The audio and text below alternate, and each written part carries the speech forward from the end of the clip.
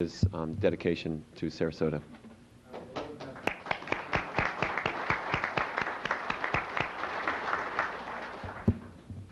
Okay, the first item on this morning's agenda officially is the discussion section, and we will begin that with a presentation by the Supervisor of Elections, Kathy Dent. We had asked Ms. Dent to make a presentation to the board about some concerns that had arisen from the electronic voting machines. And Ms. Dent, thank you for your extra time and welcome.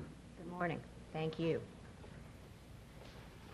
I can't tell you how happy I was when you asked me to come over here and speak to the Commission, because I think that it's very, very important that the voters of Sarasota County hear about some of the facts that actually involve our voting equipment here in Sarasota County.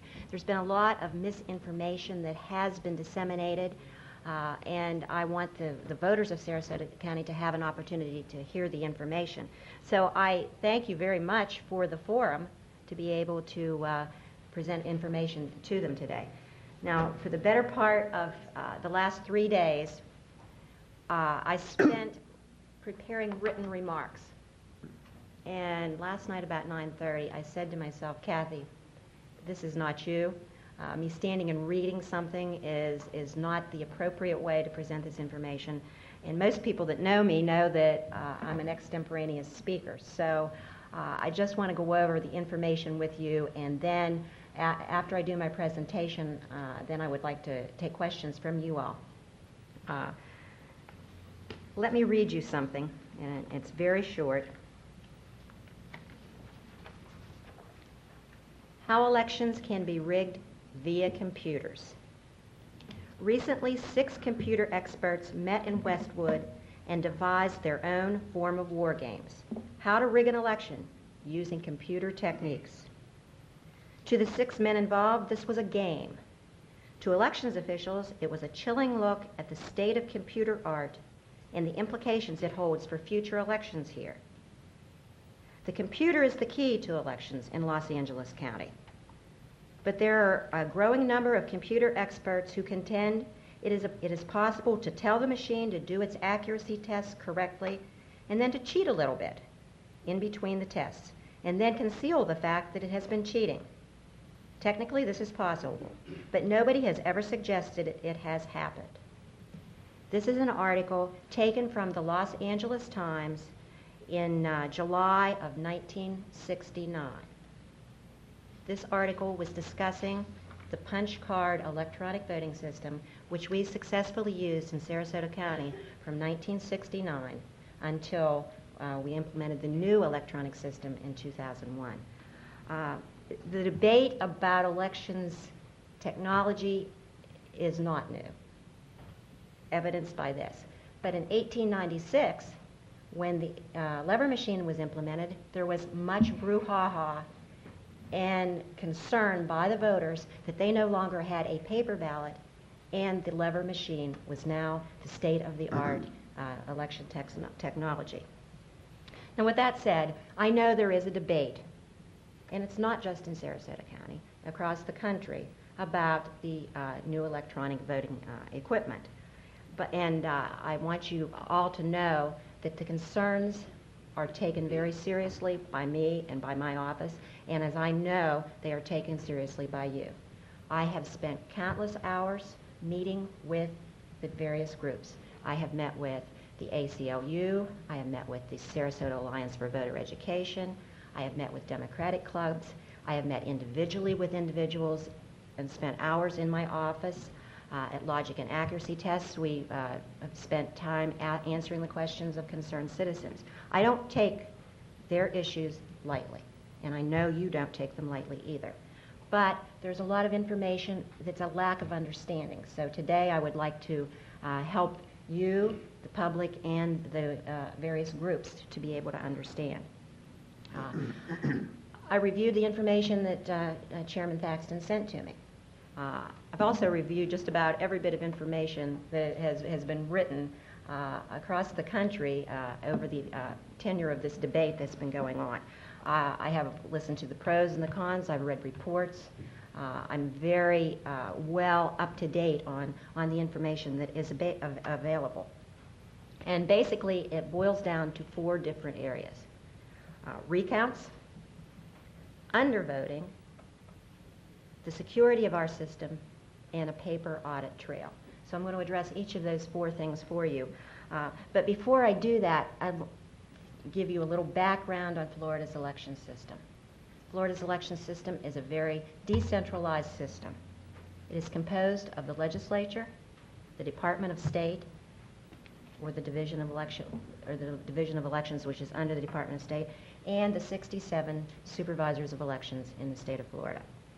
Now, each of us have separate responsibilities. The legislature creates the election laws. The Department of State can do binding interpretations on those laws. They also have been given the authority by the legislature to adopt the rules regarding minimum standards of voting systems, including the electronic systems, and they certify those particular systems. They also have the ability to develop other administrative rules. And in recent times, they have developed administrative rules on recount procedures and voter intent, just to name a few. Now, these rules are promulgated after a lengthy process. It's an open process, open to the public. They do public testimony and do public hearings. So it's a very lengthy process. It's very open. And eventually, these rules become law under the Florida Administrative Code. And my office is obligated to operate under the laws of the state of Florida and the Florida Administrative Code, which are actually laws as a result of these rules being promulgated. Not only that, we are now under the Help America Vote Act, which is a federal bill that has issued some standards and requirements for us in the state of Florida to implement. I'm happy to say that our election laws are in compliance with the Help America Vote Act laws. So Florida had to make very few changes in their laws as a result of the new federal bill. Okay. In 2001, after all of the confusion that happened in 2000, we're all familiar with some of the issues of the 2000 election, Florida enacted the Election Reform Act of 2001. Now, in the Election Reform Act of 2001, one of the big things that they did do was they decertified the punch card system, they decertified the paper ballot, and they decertified the central count optical scan. That left supervisors in the state of Florida 2 options.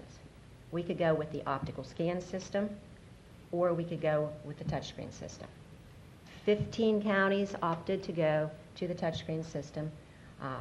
42 others had to migrate to a precinct count optical scan.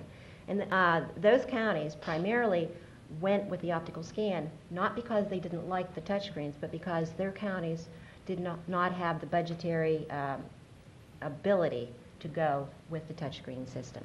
The largest counties in the state, with the exception of Duval County, went with the touchscreen system. Supervisors of elections, along with the BCC, selected the system, and we did have lengthy discussions. I had public hearings. We had people come in, all the stakeholders. The commissioners were there at our open house where we had all of the equipment, touchscreen and optical scan. We had the disabilities community. We had the poll workers come in. We had the general public. It was very open. Then we had discussions with you all before we went ahead and bought the system.